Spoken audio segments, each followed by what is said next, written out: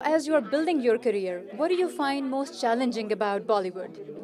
I think it's just most difficult to sort of choose the kind of films that you want to do, and you never know if a film is going to do well or not. Failure से डर लगता है क्या आपको?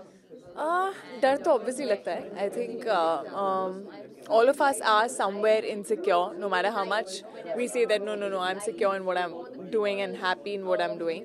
But हाँ, failure से डर तो लगता है, but I think failures sort of do make you stronger.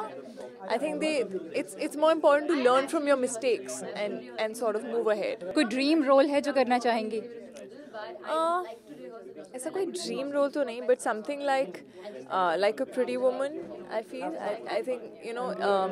to have a character that is so that has no inhibitions, but at the same time this simplicity and is naive.